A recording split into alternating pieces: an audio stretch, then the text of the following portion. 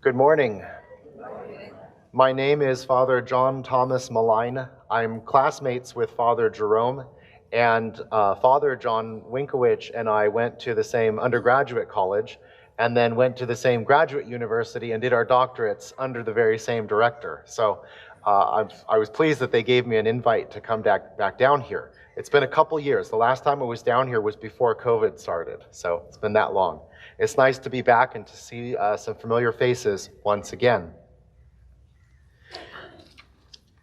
Today's gospel may sound familiar to one or more or many of you, and I don't mean just because you read it devoutly in your missals, in your times of personal prayer. I mean because this is the gospel that is most often used when a priest or deacon comes to bless a home. Because of these words, into whatever house you enter, first say, "Peace to this household." And when we invite a deacon or priest over to bless our home, when we ask God to bless our home, we're asking that God make our house a place of peace. Let me tell you a little bit about a house of peace. George and Martha came to the New World. They worked around, they looked, they scouted, and they picked a place on the Potomac River. Nowadays, about 30 minutes drive, but would have been about a day's journey south of where we eventually built the nation's capital. And George and Martha built a house. They built a house on top of the hill, just above the Potomac River. The land that he picked had rolling lands for growing crops.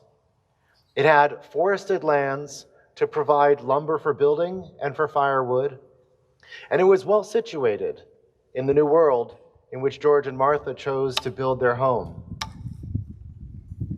George established not simply a building, but he established a household. He gathered people together to create a small community. And George was a progressive farmer, a liberal farmer in the very true sense of the word. He wanted to make this farm flourish in the New World, and so he gathered together all the cutting-edge research of his day, and he put it to work for him. He fertilized his fields with the manure from the animals. He rotated his crops so as to keep the yield going, not only for him, but for generations to come. He managed his forests, taking out just the trees he needed in a way that would allow the younger trees still to grow up. And when he needed wood for firewood, he preferred first to go through the forest and cut up the wood that had already fallen down, the dead and broken branches, and to use those rather than just cutting down live, clean timber and then sizing it and sacking it for firewood. He did this because he wanted a house that would last not only for him, but for generations to come. And he and Martha together established a well-managed household in which there was peace and harmony. This was the life that George desired for Martha and him. But as we know, the story took a different turn. His fellow settlers, his fellow colonialists approached him and asked him to lead them in the revolution against England. And George set aside his peaceful farm and became first a general and then a statesman, because George believed in the dream shared with those of his age. It was a remarkable project, this new nation that they strove to establish. It was remarkable because not often in the history of the world does a people have a new land in which to settle. Not often in the history of the world have the leaders of the peoples come together well-educated, knowing the writings of the philosophers like Plato and Aristotle and the Stoic philosophers who believed in things like virtue, truth, knowledge. Men and women who were guided as well by their ready knowledge of the Christian scriptures and of Christianity. One of our Dominican priests, who's a scholar and historian, I haven't seen the documentation, but he says he knows for a fact that they had copy of the Dominican constitutions. We Dominican friars live according to a rule, and our democratic way of life I would like to say our Republican democratic way of life, definitely has at the very least remarkably strong parallels, if not perhaps even some guiding influence on the way that the founders chose to set up the organization of the new nation. And there's a few things that we can say that they did with regard to this nation. We can look at the character of George himself. What did he do? What were George and Martha like? Well, in order to carve out a farm in a new world, who's tried gardening before?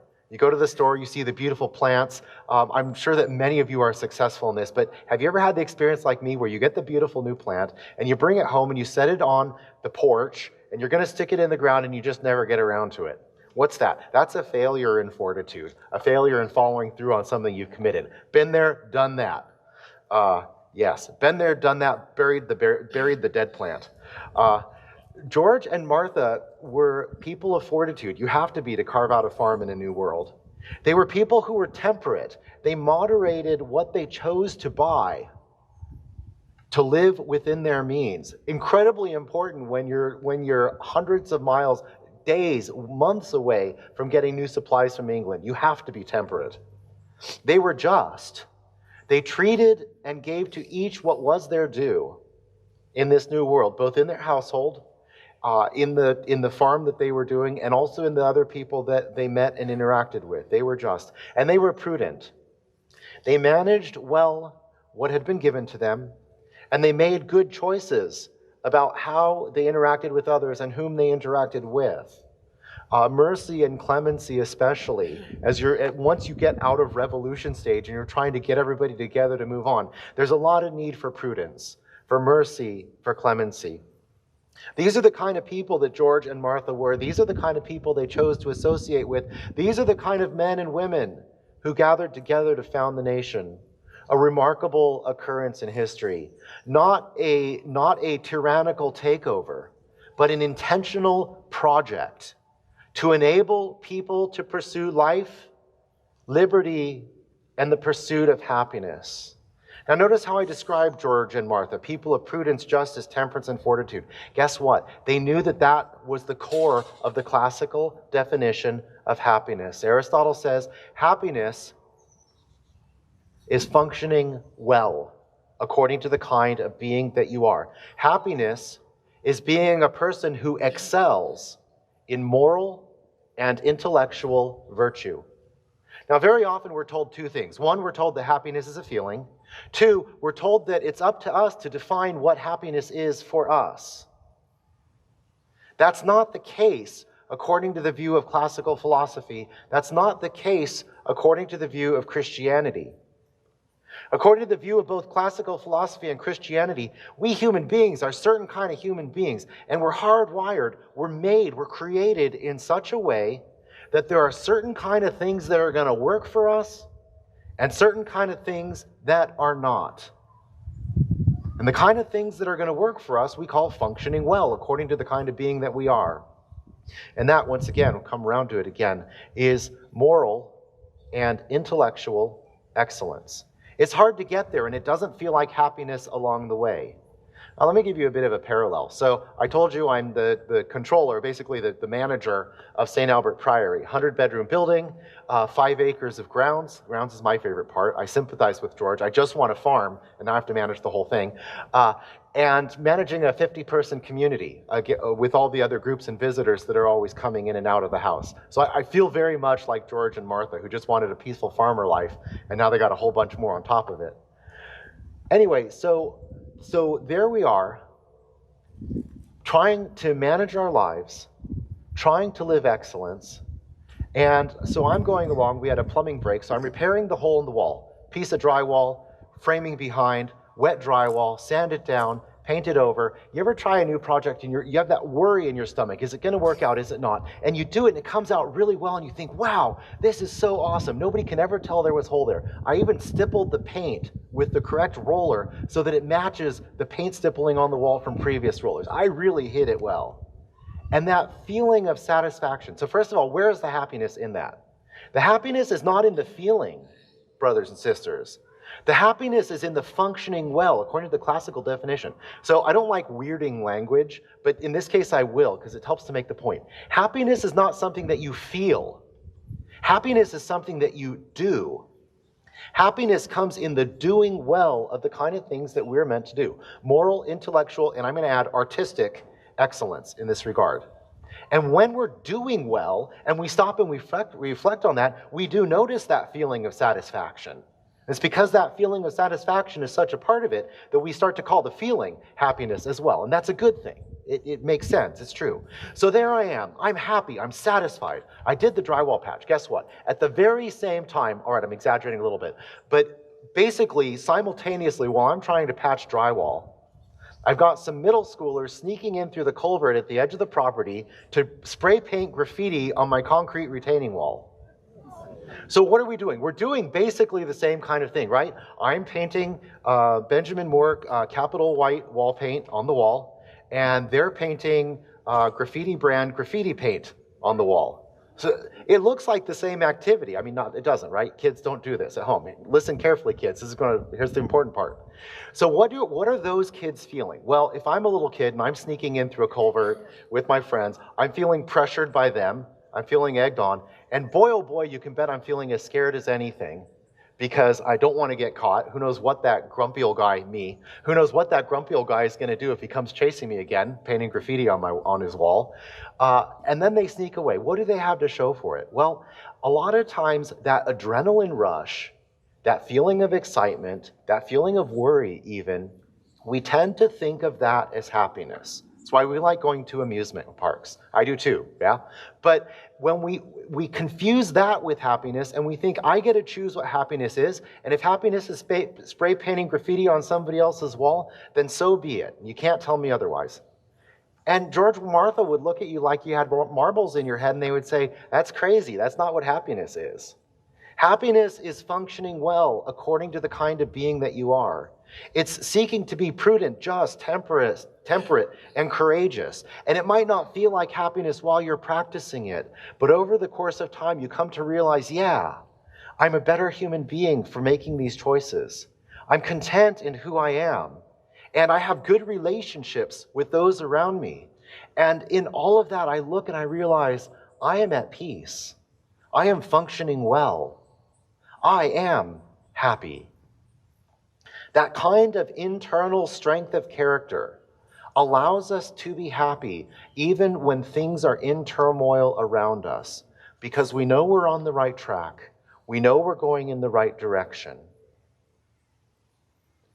The founding men and women who founded our country, the women's names are not quite so prominent, but we all know they were there. We know they were educated. We know they were influencing the decisions and discussions. We know that the husbands who signed that document went home and talked to their wives. These men and women who founded our nation believed that they were associated with people of like mind, people who understood what it means to pursue happiness. Notice carefully, they did not say, pursue your own definition of happiness, but they implied, accept the definition of happiness and pursue that in your own way.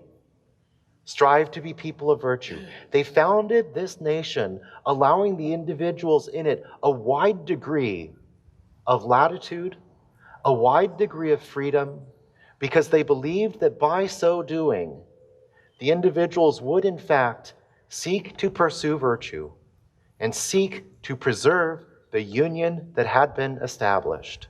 Those famous words of Benjamin Franklin. What do we have? The woman asked him. A monarchy or a republic? A republic, he answered, if you can keep it. That is to say, with the words of Benjamin Franklin comes a recognition that we are capable of virtue, and a warning, or rather an admonition, that we continue to be people of virtue, so as to preserve what had been established, so as to preserve what we had been given. These founding men and women knew something even further. They knew that no material things would be sufficient to satisfy the deep longing in every human heart for happiness, for relationship. Immersed as they were in the knowledge of the Christian scriptures, they believed, even if some of them were deists or not exactly strict Christians in the strict sense of the word, they believed that human beings needed to be free to seek a relationship with the higher power, each in his and her own way, hence what we talk about as the freedom of religion. Free to seek that relationship with the higher power, each in his or her own way, so as to find what constitutes true happiness. Jesus tells his disciples, say to them, peace to this household. What do we mean by peace? Well, George and the rest, they certainly knew peace once war stopped, right? So we think of peace as the cessation of war. We think of peace as the conditions, the external conditions for human growth and flourishing. But peace is something more than that. Here I do want to focus on what happens to us internally when we think of peace. The Apostle Paul says that the fruits of the Spirit, the first three, are love, joy, and peace. And St. Thomas instructs us that St. Paul is correct not only to list those as the first three, the most important, but even in that order. Why? Here's what happens. You see something, and you feel attracted to it. That's a desire, a movement toward. We call that love. So let's say I have my friend. She comes over, and she has her dog, and her dog's bounding around. And I see that dog, and I want to go play with that dog. And I recognize this dog looks like something special, a really fun dog. So I'm attracted I'm drawn to interact with that dog. That attraction is a kind of love. We see something that is good, and we desire it. We desire to be in interaction with it. And then when the dog comes over, I whistle, the dog comes running over to me. I wasn't expecting that. Dog comes running over to me. Now I rejoice. Why? Because I have what I desired. Joy is the emotion that we feel in our heart, in our mind, and in our body, all working together when we have what it is that we desire. But what happens? I know that she's got to go home at the end of the day. I know that the dog's got to go with her. And so as I think upon that coming loss, I feel a sense of sadness. And I'd like to draw out that relationship, that time spent with the dog and with my friend if I could. But that's got to go away. We know that. And so there's an unpeacefulness that comes in that when we know that what we love and what we rejoice in either will or might be taken away from us. So we are not at peace in that regard. And Jesus invites us to reflect on whether there is anything at all in the world that can give us lasting peace. And the answer, my brothers and sisters, is yes. Yes, there is. The relationship with God, made possible by His grace, poured freely into our hearts through the death of His Son, Jesus, on the cross, guarantees that the relationship with God is something that no one can ever take away from us. The love of relationship with God has survived throughout the centuries. Imprisonments, tortures, persecutions, concentration camps, oppression. It persists in the love and the joy that people have in relationship with Jesus Christ. And it's that confidence that what God has given to us will never be taken away from us. It's that confidence that gives us peace, a calm and restful disposition, knowing that what God has given us will never be taken away. Several hundred years ago, a couple hundred years ago, and throughout since, in the many wars that have been fought by our country, in the sacrifices that civil servants have made within our country to preserve our nation, to preserve its peace, men and women have given their lives because they stand committed to what the founding fathers and mothers gave us. They stand committed to the vision that we as human beings have the capacity to strive for life, liberty, and the pursuit of happiness. And throughout the last couple centuries, men and women have given their lives that we might continue to pursue this goal. My brothers and sisters, as we celebrate this 4th of July, let us recommit ourselves to the vision of our fathers and mothers who founded this country and the men and women who have given their lives in service to this country. Let us commit ourselves as Catholic Christians because we today have something to offer. They often tell us that we need to check our religion at the door when we enter the political forum. And I hope that my words today help you to think otherwise on that. Because just as our founding fathers and mothers knew that it was not only their philosophical views, but also their belief in a higher power that led them to the founding of this country, so we too can offer to those around us something more. We can offer to them a vision of happiness, not oppression of rules and obligations, but a vision that what we are called to is something more than what we see here, namely relationship with Jesus Christ. Christianity then stands as an invitation. We go forth as did the 72 and say to those we meet, into those houses we enter, we wish a blessing, peace to this household, in the full understanding of what that means. The peace that requires virtuous living, the peace that is consonant with true happiness, and the peace, above all, that comes from a living relationship with Jesus Christ.